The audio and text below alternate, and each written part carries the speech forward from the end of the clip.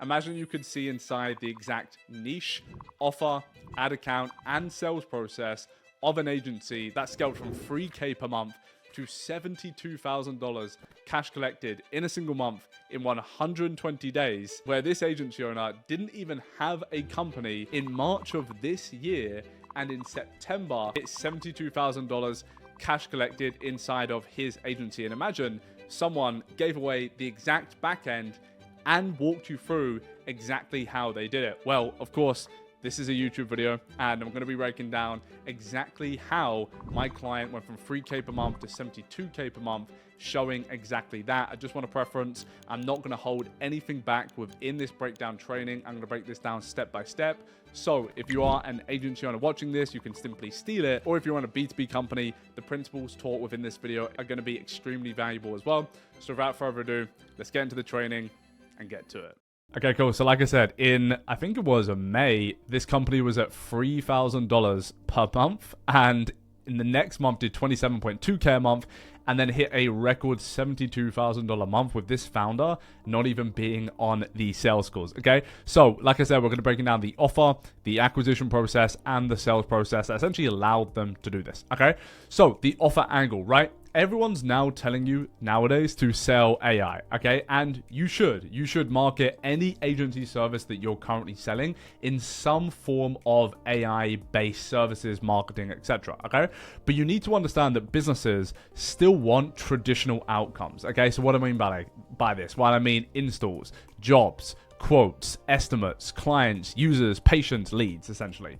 Business owners still want to drive traditional outcomes, which is driving revenue, increasing profit, and increasing their client, patient, installs, and jobs, okay?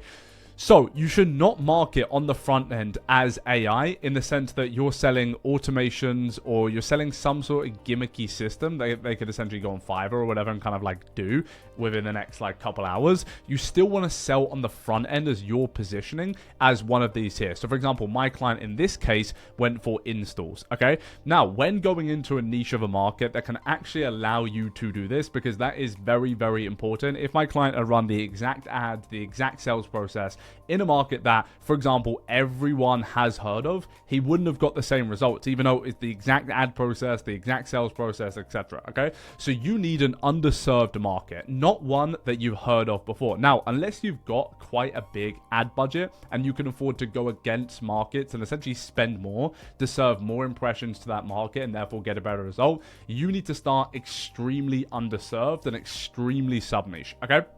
You need a market where the client has great net margin per deal that you get for them, okay? So as agency owners, we like to always think in the sense of our net margin per deal, okay? But it's very, very important to also keep in mind your client's net margin from the installs, jobs, quotes, patients that you get your clients. If they have a greater net margin, there's more wiggle room to pay for your services, okay? Pretty self-explanatory.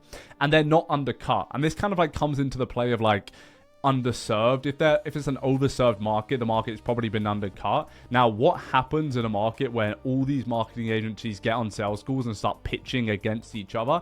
It just drives the cost down. You've probably been on a sales call where they're like, oh, well, the other company charged me half the price that you're charging me right now. It's kind of a very difficult situation if you don't have the case studies or proof to back it up as to why you're better and why they're paying for premium, okay? And then big enough revenue-wise to afford you, but not need you. So I see all of the time, and this was actually my client's case, went for companies doing around 250K a year to $1 million plus per year, but not really above that, okay? So many agency owners like to think that they're going to go after enterprise or they're going to go after companies that are doing $5 to $10 million per year, and you can do that, but if you have no business acumen or no real proof behind you as an individual, if you haven't gone into other business ventures or if you haven't had a successful career in that industry and then you're going in to serve that market, you're not going to get results, okay? So you need a market where ideally they can afford you, so they're big enough to afford you, so they're doing like 250K plus per year, but they're not so big that they've like got the systems in-house and they're already doing pretty good. Okay, now you need an offer/angle to run your ads against. Okay, it's not going to cut it anymore by just saying you do Facebook ads and some sort of AI system service just to make it sound sort of fancy.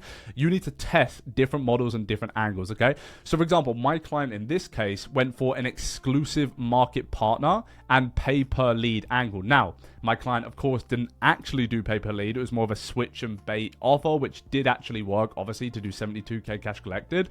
He essentially priced at a 3 to 4K price point, but on the front end, marketed as pay per lead. Essentially, you have to be qualified to actually qualify for that division of their services. Okay, so a pretty smart way to get people on sales calls. Now, of course, some people came onto the sales call and they're like, what the hell, you said you were doing a pay per lead, right? But you get more people on calls that you can build connection with and convert and show the value of your service. Okay, so example of these can be performance-based models. So we only get paid when you do. Works great for high ticket niches like roofing, med spas, or coaching. Guaranteed ROI angle, so we'll 2x your ad spend or 2x your ad ROAS essentially, or we work for free until you do. Done with you system build. I would stay away from this unless you've got pretty good leverage or you're in a market like agencies or serving other consultants. AI powered appointment system, client acquisition in a box, exclusive market partner. So you only work with niche per city, can kind of add some exclusivity there. You don't pay until you profit angle, hybrid return and performance, guaranteed volume offer, which is what most agencies will do nowadays. But you want to be very, very careful because a lot of these offers have been oversold before, right? A lot of these, pay per lead or pay per job sort of angles. Okay.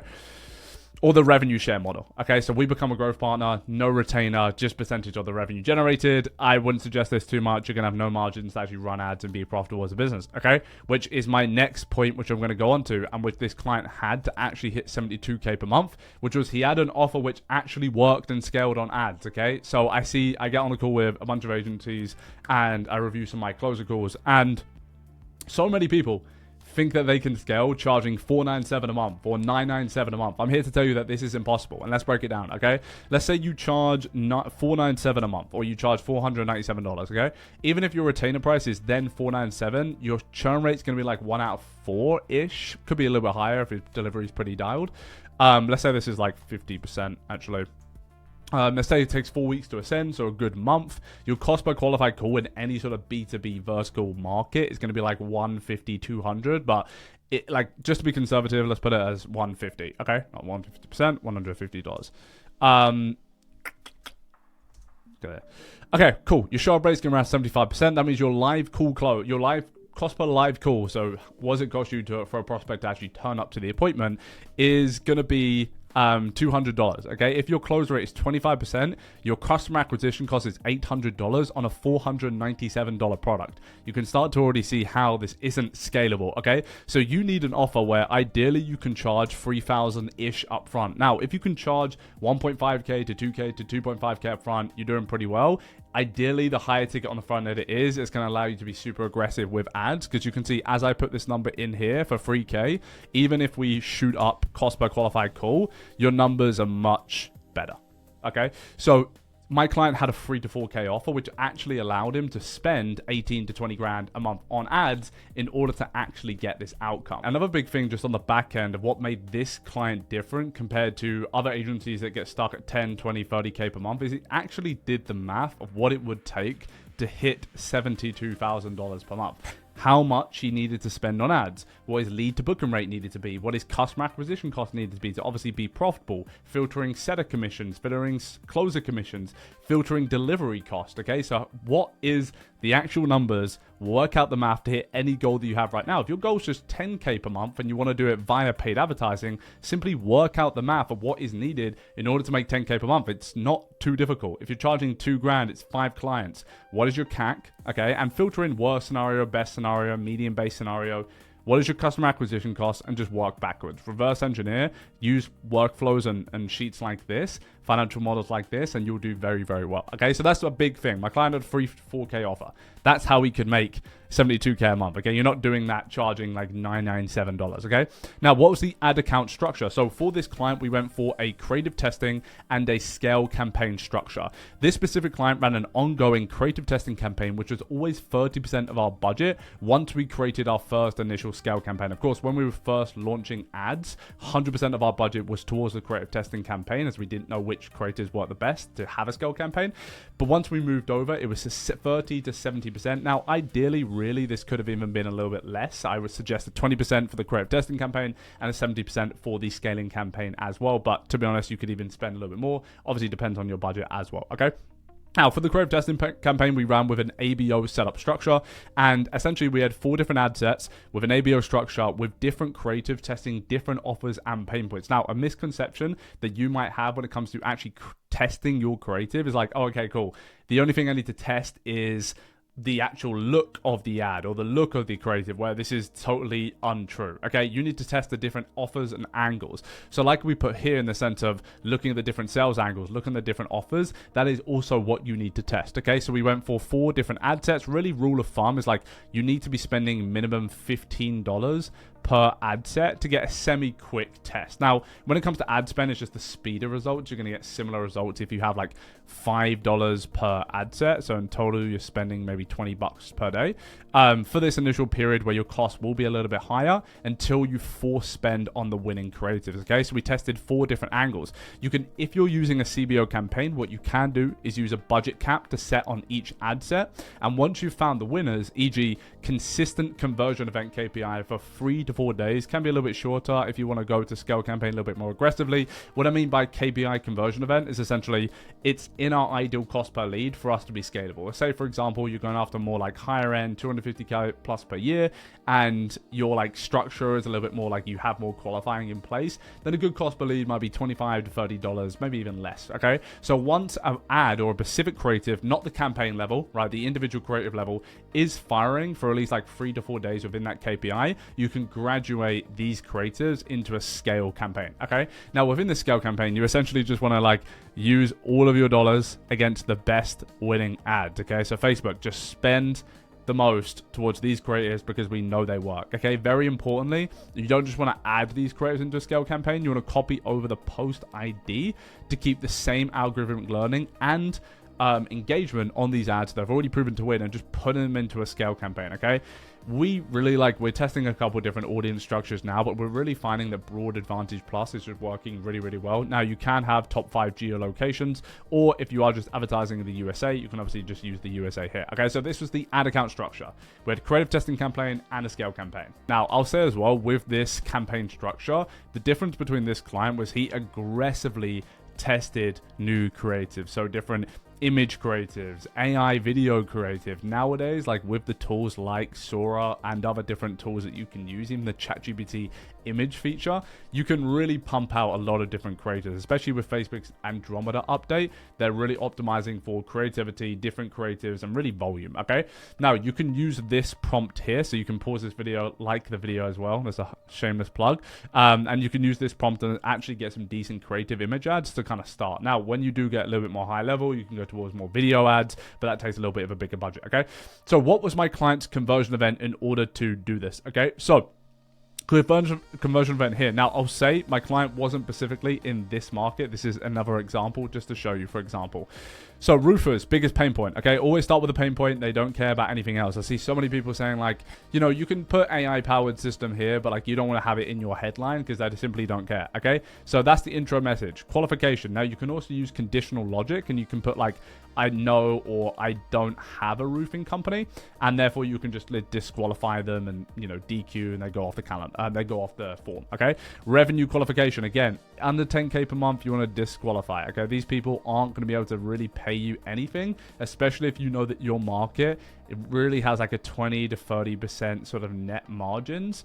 Obviously, it's a little bit higher net margins, a little bit different, but below 10K a month with 20-30% margin, they're not going to be able to afford your retainer or ad spend or anything like that. Okay, their desire. Okay, so almost saying like, hey, look, what jobs do you want? We're so good at marketing that we can get you any of these jobs. Obviously, you want to make sure that you can actually deliver the result, but you can have desire in there as well. And then a simple book CTA. With this book a call button, simply going to your either GHL or your Calendly. Okay, so GHL/Calendly, just route them straight to the booking form. You can also route them to a website, but you also will obviously add a little bit more friction to the process. So you expect your cost to sort of drive up. The more friction you add to any sort of process, whereas like a questionnaire form, a qualifying form, you're going to increase your friction, okay, and therefore your cost. So my client went for an instant form in this example, but you can also go for a landing page, which is what we're starting to run now as well, okay? Now on this landing page, you want to have a pixel for collecting website visitors.